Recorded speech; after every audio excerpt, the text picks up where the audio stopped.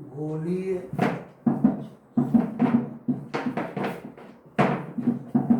दर्पण द्वारा प्रतिबिंब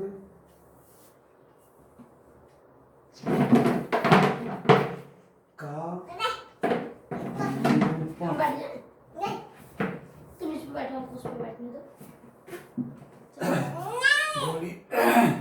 गोलीय दर्पण द्वारा प्रतिबिंब किस प्रकार से बनेगा, इसके लिए 3 नियम हैं।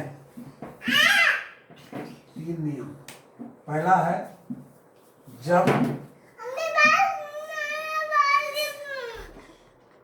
दर्पण के मुख्य अक्ष के समानांतर चलने वाली प्रकाश की किरणें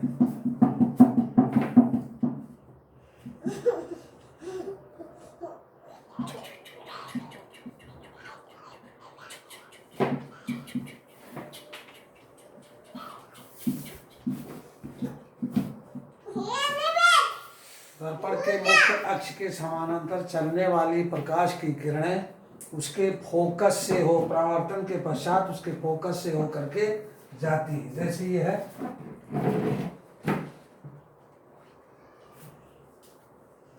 दर्पण पे पड़ी तो दर्पण पर पड़ने के पश्चात ये परावर्तित होकर के उसके फोकस से होकर के जाएंगी। इस तरह से ये आपका पहला नियम कहलाएगा। यानी दर्पण के मुख्य अक्ष के समानांतर चलने वाली प्रकाश की किरण दर्पण पर परावर्तन के पश्चात उसके मुख्य फोकस से होकर के गुजरती हैं। यह आपका पहला नियम है। दूसरा नियम है,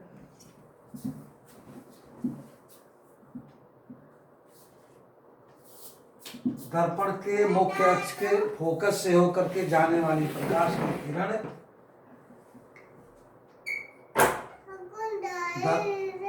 दर्पण के मुख्य अक्ष से फोकस होकर जाने वाली प्रकाश की किरण या मुख्य अक्ष आने वाली प्रकाश, मतलब ये दर्पण है आपका,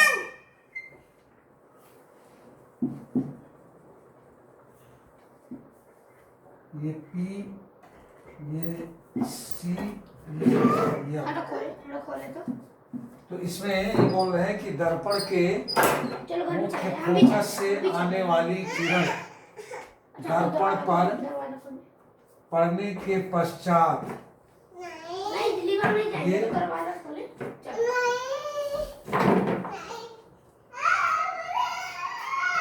ये परावर्तित होकर के इस दिशा में निकल जाती है।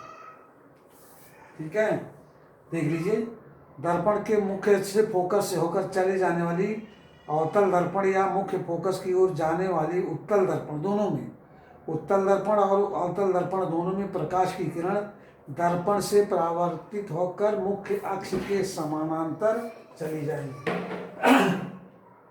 ये CP आपका मुख्य अक्ष है, तो फोकस से होकर के आने वाली प्रकाश किरण परावर्तन के पश्चात मुख्य अक्ष के समानांतर ये इधर से निकल जाती हैं।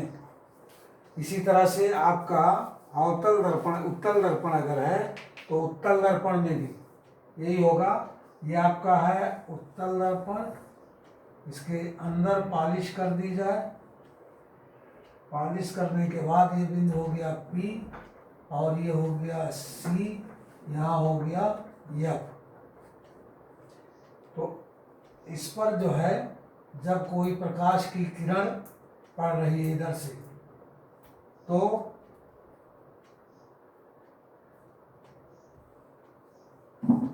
F से होकर के ये परावर्तन के पश्चात ये इस दिशा में परावर्तित हो जाएगी, नहीं CP के समानांतर होकर के निकल जाएगी। ये इस तरह से कोई भी प्रकाश की किरण अगर आकर के पड़ रही है।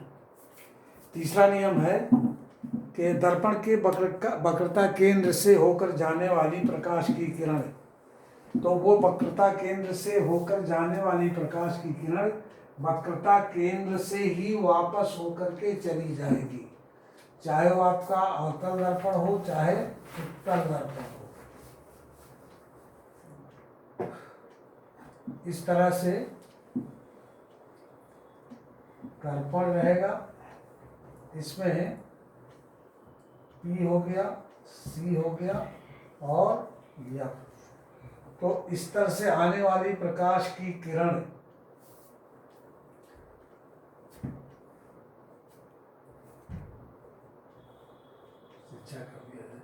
प्रकाश की किरण जिस मार्ग से आएगी उसी मार्ग से पुनः वापस हो जाती है। मतलब जिस मार्ग से आती है, दर्पण के केंद्र से होकर के आती है, तो दर्पण पर पड़ने के पश्चात पुनः उसी रास्ते से वापस परावर्तित हो जाती है। ये तीसरा नियम है। इसमें आपका उत्तल दर्पण के लिए भी यही लगेगा। यह है आपका उत्तल दर्पण,